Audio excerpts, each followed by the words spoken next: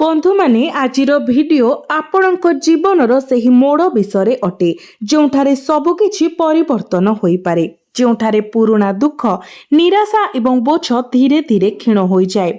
नूतन आलोक, नूतन संभावना एवं आपणक जीवन रे प्रवेश पाई नूतन सम्मान पाई स्थान सृष्टि करे। बंधु माने मु जाने जे आपण मानक मध्यरु अनेकंक पाई जीवन बहुत दिन धरी अत्यंत भारी, जंत्रणादायक, क्लांतिकर एवं केतेक समय प्राय असह्य अनुभव होइछि।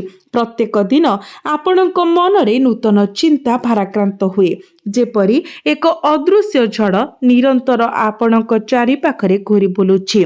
आपण उठिबा मात्रे भाराक्रांततार एक भावना स्थिर होई जाए, जेपरी आपण रातिरे मध्य कोनोसी आश्वस्ति पाइले नाही। दिन सारा काम करिबा समय मध्य आपणक मन शांति पाए नाही। जेतेबेले आपण शेषरे बिछणारे सोई पड़ती, क्लांत होई जाती, निद आपणक ठारू दूरेई जाए। जेतेबेले आपण आखि बंद करती, सेतेबेले आपणक मनरे शह शह प्रश्न घूरी बुलिबाकु लागे। एहा केते समय चलिबो? आपणक कठिन परिश्रम फल देबा पूर्वरु केते समय लोक माने आपणकु व्यवहार करी पछ फेराइबे? आपण सचोट भाबरे काम करिसंती, आपण सकाळरू संध्या पर्यंत परिश्रम करिसंती, आपण अन्य मानकु सहाय्य करिसंती, आपणकर परिवार पाई आपण निजर खुशी, इच्छा एवं सांत्वना को पासोरी देइछंती। तथापि प्रतिबदल रे आपण प्रायतः एपरी जिनिस पाइछंती जहाँ आपण केबे स्वप्न रे मध्य कल्पना करि नथिले। आर्थिक कष्ट आपणकु एते परिमाण रे घेरी रखिछि जे मौलिक आवश्यकता पूर्ण करिबा मध्य एक संघर्ष पालटिछि। आपणकु सब किछि पाई युद्ध करिबाकु पडुछि। पिला मानकर शिक्षा खर्च, मासिक घर खर्च, चिकित्सा एवं ऋण किस्ती। काली परिस्थिति आहुरी खराब होई पारे बोली एक निरंतर भय रहिछि। संपर्क रे विश्वास भांगी जाइछि। आपण जे लोक मानकु निजर बोली भाबुथिले, जे मानक पई आपण आपणकर जीवन उत्सर्ग करिथिले एवं सेमानकर खुशी सुनिश्चित करिबा पई आपणकर निद्रा को बलिदान देइथिले, सेमाने आपणक सहित ठिया होई नथिले। जेतेबेले आपण असुविधारे थिले, जेतेबेले आपणको समर्थन, बुझामणा एवं साहाय्यकारी हाथ सबुठारु अधिक आवश्यक थिला, सेमाने आपणकर जंत्रणा को दूरेई जाउथिले किंबा अणदेखा करुथिले। एही जंत्रणा गभीर, कारण यह केवल आर्थिक किंबा शारीरिक नुहे, यह भावप्रवण विश्वासघात एवं गभीर एकाकीतार जंत्रणा। आपण प्रायतः भाबुछंती जे यह आपणक सहित काहेकि घटुछि। आपण कहार क्षति करि नाहंती, तथापि आपण एते कष्टर सम्मुखीन हेउछंती। निदरु उठिबा परे आपण एक शून्यता अनुभव करुछंती, जेपरी आपणक छाती उपरे एक भारी पत्थर बसी रहिछि। आपण अन्यमानक पाई दौड़ी दौड़ी सेमानक काम परिचालना करी एवं सेमानक समस्यार समाधान करी दिन बिताई दियंती। तथापि जेतेबेले आपणकर पाଳି आसे, केही आपणक विषय पचारंती नाही। रातिरे जेतेबेले समस्ते सोईथांती, आपण एका जाग्रत होई सोईथांती। पुरुणा स्मृति पुनर्बार उभा हुए। जो माने आपणक सहित विश्वासघातकता करिथिले, सेमानक कथा आपणक मनरे प्रतिध्वनित हुए एवं लुह बहिबाकु लागे।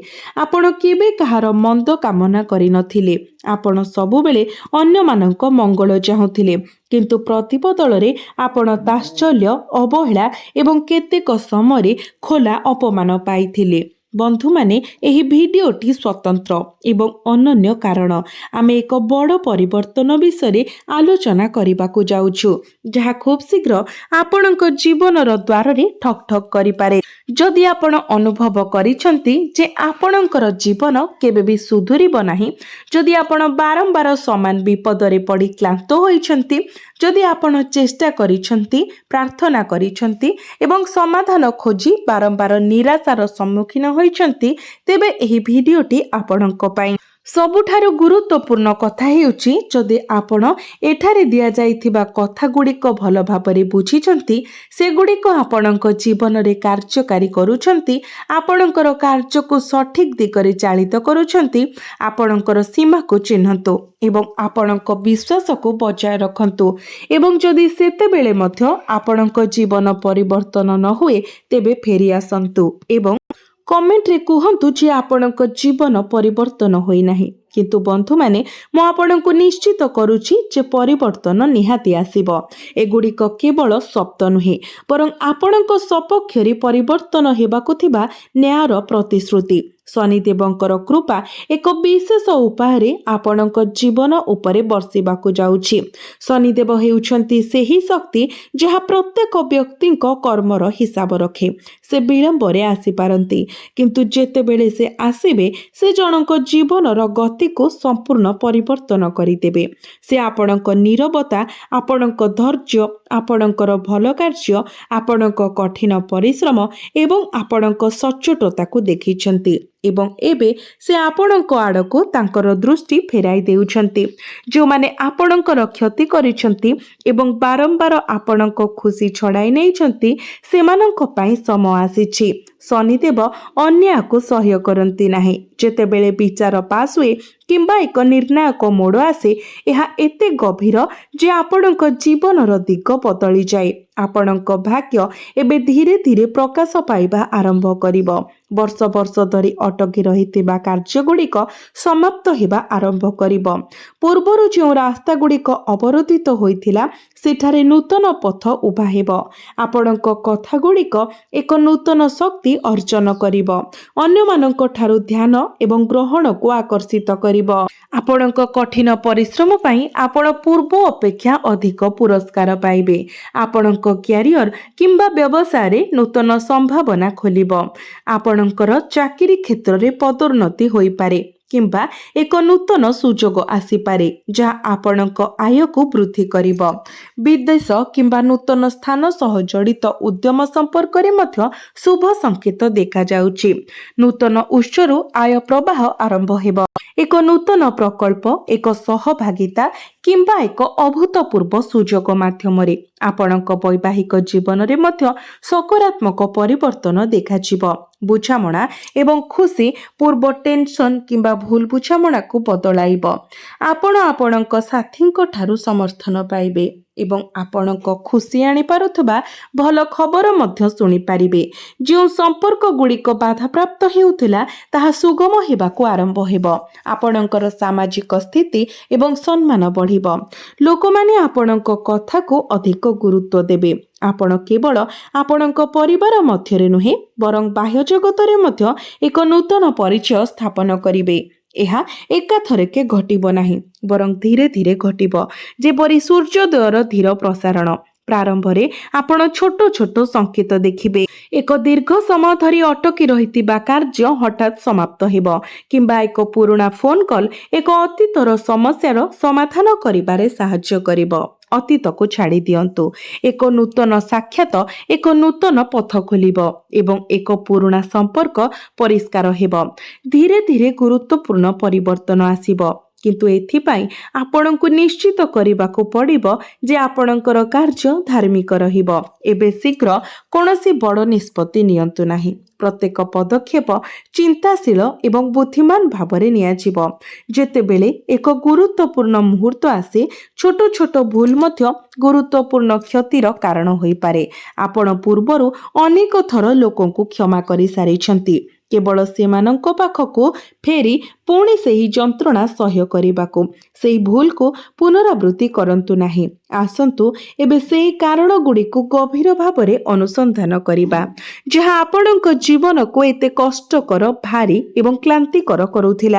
ଆପଣ ହୁଏତ ଲକ୍ଷ୍ୟ କରିଥିବେ ଯେ ଯେତେବେଳେ ଆନନ୍ଦର ମୁହୂର୍ତ୍ତ ଆପଣଙ୍କ ପାଇଁ ଆସେ, ଯେତେବେଳେ ଆପଣ ଆପଣଙ୍କ କଠିନ ପରିଶ୍ରମର ଫଳ ପାଆନ୍ତି କିମ୍ବା ଯେତେବେଳେ ଆପଣ ଖୁସି କିମ୍ବା ଆଶ୍ୱସ୍ତି ଅନୁଭବ କରନ୍ତି, କିଛି ଲୋକ ଈର୍ଷା ଦ୍ୱାରା ଗ୍ରାସିତ ହୋଇଯାନ୍ତି। ସେମାନେ ବାହ୍ୟ ଭାବରେ ହସି ମିଠା କଥା କୁହନ୍ତି ଏବଂ ଶୁଭକାମନା ଦିଅନ୍ତି, ତଥାପି ଗଭୀର ଭାବରେ ସେମାନେ ଆପଣଙ୍କ ବିରୁଦ୍ଧରେ ନିରନ୍ତର ଷଡ଼ଯନ୍ତ୍ର କରୁଛନ୍ତି। ସେମାନଙ୍କର ଏକମାତ୍ର ଲକ୍ଷ୍ୟ ହେଉଛି ଆପଣଙ୍କ ଖୁସିକୁ ଛଡ଼ାଇ ନେବା, ଆପଣଙ୍କ ପ୍ରଗତିକୁ ଅଟକାଇବା ଏବଂ ଆପଣଙ୍କ ଆତ୍ମବିଶ୍ୱାସକୁ ଦୁର୍ବଳ କରିବା। ଏହା ବାହ୍ୟ ଶତ୍ରୁମାନଙ୍କୁ ଆଚ୍ଛାଦିତ କରେ, ତଥାପି ପ୍ରକୃତ ଯନ୍ତ୍ରଣା ସେତେବେଳେ ସୃଷ୍ଟି ହୁଏ ଯେତେବେଳେ ଏହି ବିଶ୍ୱାସଘାତକତା ଆପଣଙ୍କ ନିକଟତମ ଲୋକଙ୍କ ଠାରୁ ଆସିଥାଏ। ପରିବାର ସଦସ୍ୟ, ସମ୍ପର୍କୀୟ, ବନ୍ଧୁ କିମ୍ବା ଯେଉଁମାନଙ୍କ ପାଇଁ ଆପଣ ଆପଣଙ୍କର ଜୀବନ ଉତ୍ସର୍ଗ କରିଛନ୍ତି। ଏମାନେ ସେହି ଲୋକ ଯେଉଁମାନେ ଆପଣଙ୍କ ସଂଘର୍ଷ ସମୟରେ ଆପଣଙ୍କ ସହିତ ଠିଆ ହୁଅନ୍ତି ନାହିଁ, ତଥାପି ଯେତେବେଳେ ଆପଣ ଭଲ କରୁଛନ୍ତି, ଆଗକୁ ବଢ଼ିବାକୁ ଚେଷ୍ଟା କରୁଛନ୍ତି କିମ୍ବା ଏକ ଛୋଟ ସଫଳତା ମଧ୍ୟ ହାସଲ କରୁଛନ୍ତି, ସେମାନେ ଆପଣଙ୍କ ପଥକୁ ଅବରୋଧ କରିବାକୁ ପାଦ ଦିଅନ୍ତି। ଆପଣ ସେମାନଙ୍କ ପାଇଁ ସବୁ କିଛି ବଳିଦାନ ଦେଇଛନ୍ତି, ଆପଣଙ୍କର ସମୟ, ରୋଜଗାର, ଭାବନା, ସ୍ୱପ୍ନ ଏବଂ ଆପଣଙ୍କର ନିଦ ମଧ୍ୟ। ତଥାପି ଆପଣଙ୍କୁ କେବେ ବି ପ୍ରକୃତରେ ମୂଲ୍ୟ ଦିଆଯାଇ ନାହିଁ।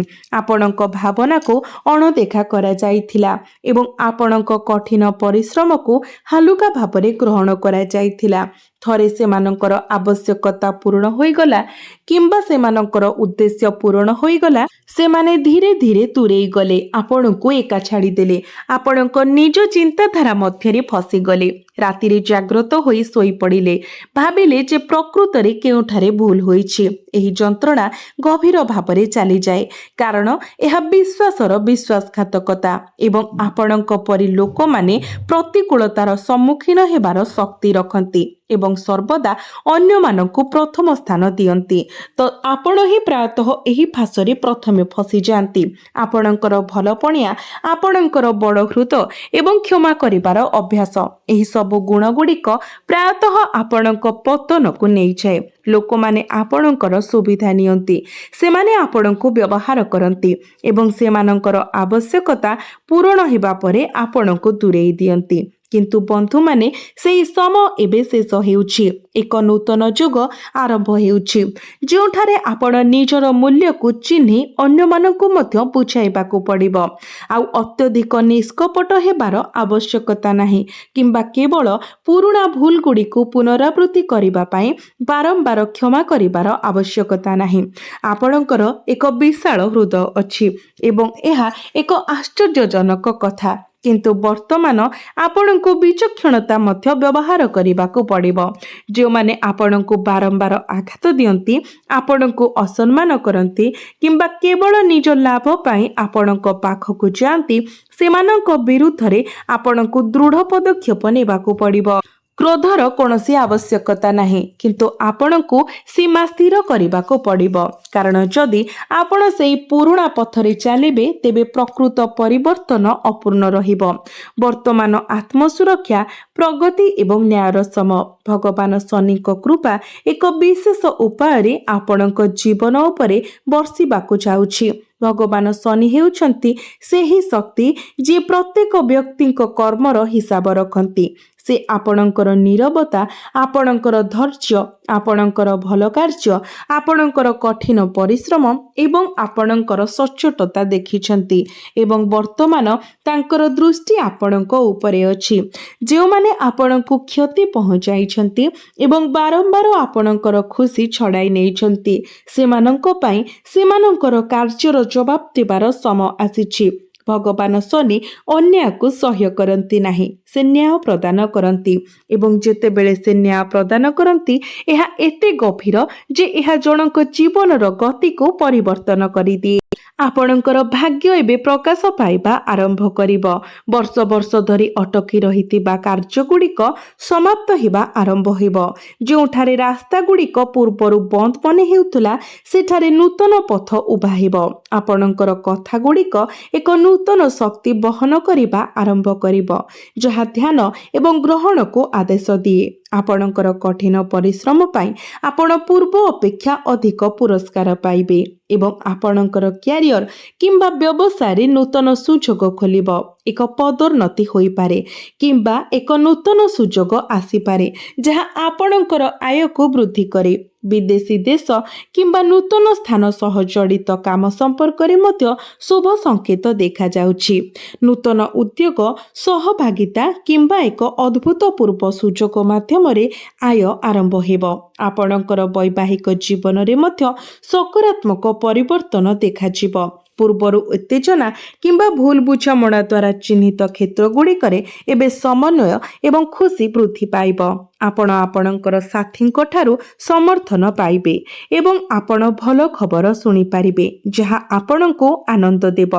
ଯେଉଁ ସମ୍ପର୍କଗୁଡ଼ିକ ପ୍ରତିବନ୍ଧକର ସମ୍ମୁଖୀନ ହେଉଥିଲା ସେଗୁଡ଼ିକ ସମାଧାନ ହେବା ଆରମ୍ଭ ହେବ।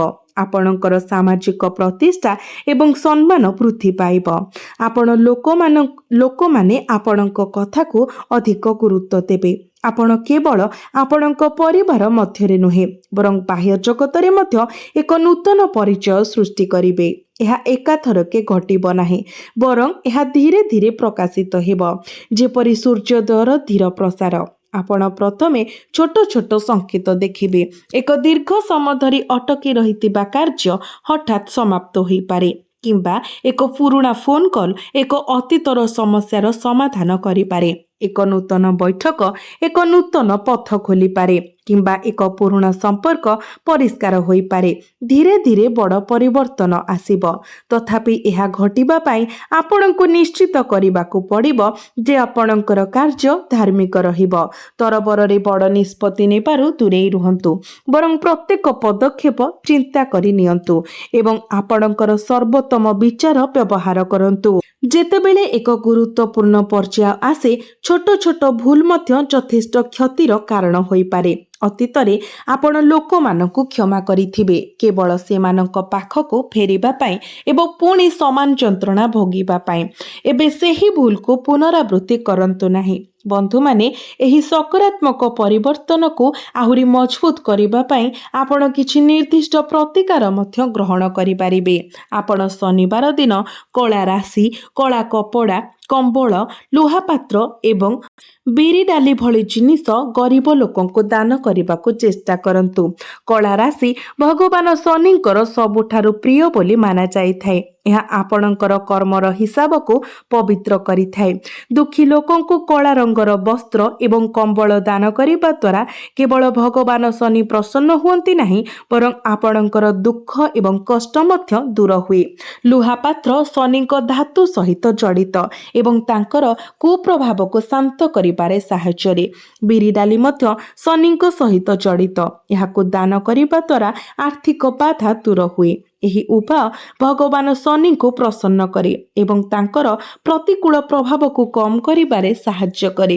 ଶନିବାର ଦିନ ମାଙ୍କଡ଼କୁ ଗୁଡ଼ ଏବଂ ଭଜା ଚଣା ଖାଇବାକୁ ଦିଅନ୍ତୁ।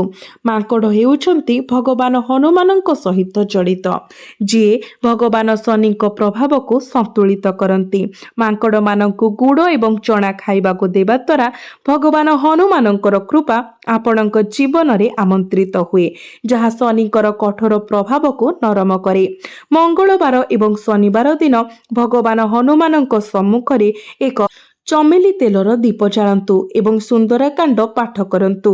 ସୁନ୍ଦରକାଣ୍ଡ ହେଉଛି ଭଗବାନ ହନୁମାନଙ୍କର ଶକ୍ତି, ଭକ୍ତି ଏବଂ ବିଜୟର ଏକ କାହାଣୀ। ଏହାକୁ ପାଠ କରିବା ଦ୍ୱାରା ଆନ୍ତରିକ ଶକ୍ତି ଜାତ ହୁଏ ଏବଂ ସମସ୍ତ ପ୍ରୟାସରେ ସଫଳତା ସୁନିଶ୍ଚିତ ହୁଏ। ଏହା ସହିତ ହନୁମାନ ଚାଳିଶାର ନିୟମିତ ପାଠ ଜାରି ରଖନ୍ତୁ ଏବଂ ସବୁଠାରୁ ଗୁରୁତ୍ୱପୂର୍ଣ୍ଣ କଥା ହେଉଛି ଶନିଙ୍କର ବୀଜ ମନ୍ତ୍ର ପ୍ରତ୍ୟେକ ଦିନ 108 ଥର ଜପ କରନ୍ତୁ। ଏହି ମନ୍ତ୍ର ଭଗବାନ ଶନିଙ୍କର କୃପା ଆହ୍ୱାନ କରେ, ଆପଣଙ୍କର ବ୍ୟବସାୟ କିମ୍ବା ଚାକିରିରେ ସ୍ଥିରତା ଆଣେ, ମନକୁ ଶାନ୍ତି ପ୍ରଦାନ କରେ ଏବଂ ଆପଣଙ୍କୁ ସଠିକ୍ ସମୟରେ ଆପଣଙ୍କ କର୍ମର ଫଳ ପାଇବାକୁ ନିଶ୍ଚିତ କରେ।